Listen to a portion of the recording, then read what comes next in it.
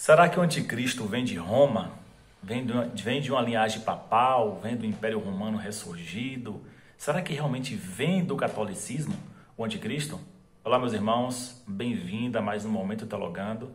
Eu sou o pastor Nelson Macedo e quero tirar aqui essas dúvidas com você. Em um vídeo muito curto, muito breve, vamos aqui ler alguns textos sobre esse assunto. Então, há muito tempo, isso não é de hoje, isso é uma coisa já histórica, de que o anticristo vem de Roma, de que vem de uma linhagem papal. Outros já disseram que o Papa é o anticristo, vai se revelar como anticristo, enfim. Tudo voltado ali para a Europa, para Roma, para o catolicismo, não é?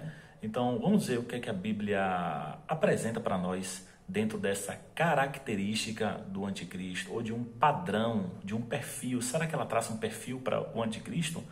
Então, eu não quero aqui afirmar determinada coisa, mas eu pretendo aqui desmistificar, não é? Espantar alguns espantalhos que vêm sendo criados aí no mundo da escatologia há muitos anos. E a gente tem que ler a Bíblia para isso, parar de ver tanto conteúdo aí solto, fantasioso na internet. Não que não tenha conteúdo bom na internet, tem muito conteúdo bom, mas também tem muito lixo também, e você tem que saber filtrar isso, tá?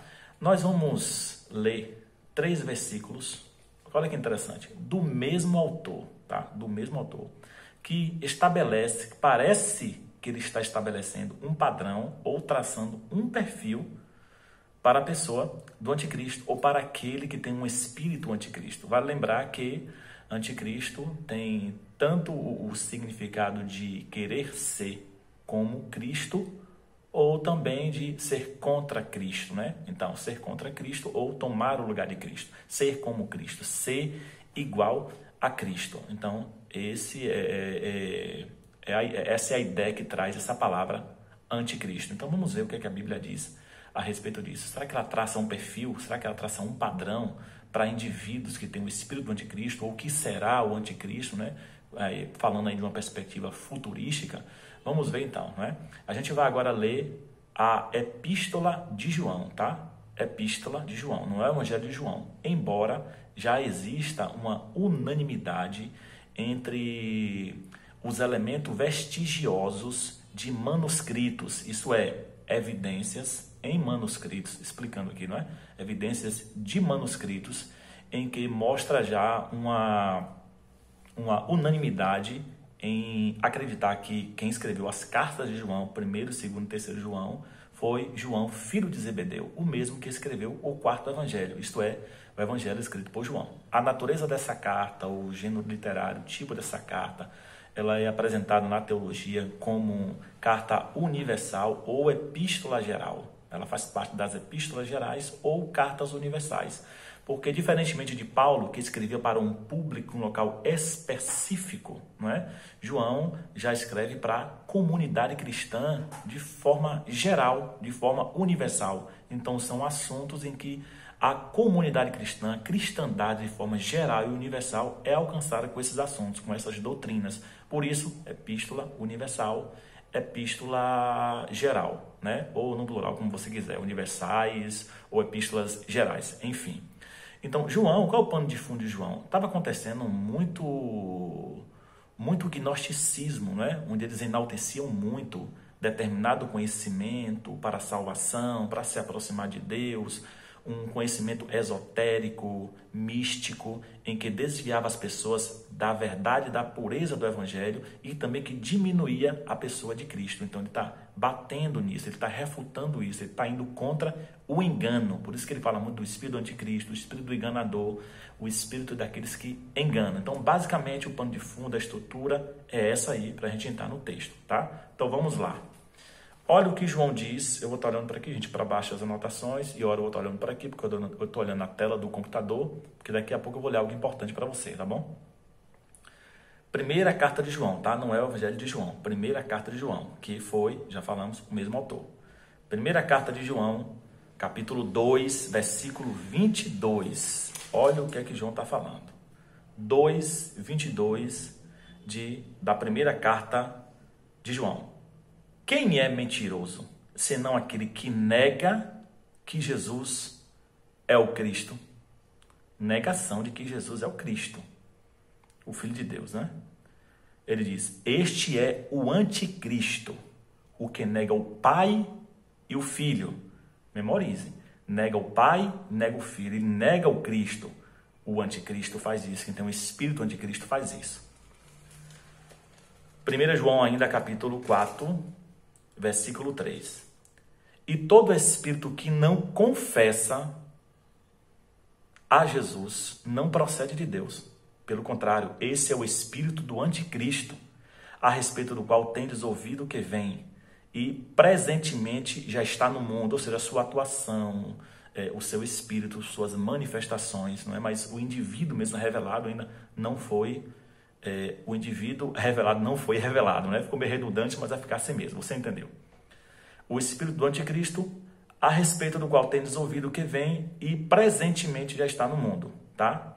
Então, nós lemos 1 João 2,22, 1 João 4,13, que está falando basicamente a mesma coisa, de uma negação ao Filho de Deus.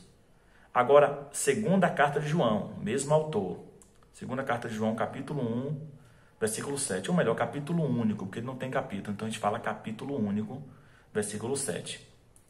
Porque muitos enganadores têm saído pelo mundo, os quais não confessam Jesus Cristo, mais uma vez o quê? Negação ao Filho de Deus. Não confessam Jesus Cristo, vindo em carne. Este é o enganador e o anticristo. Gente, 3 versículos, dá para fazer hermenêutica e exegese. Quem estudou sabe que o que eu estou falando é verdade. Dá para fazer exegese sobre um assunto, dá para estabelecer um padrão. Você percebe que os 3 versículos, o mesmo autor está estabelecendo um padrão, ele está traçando um perfil.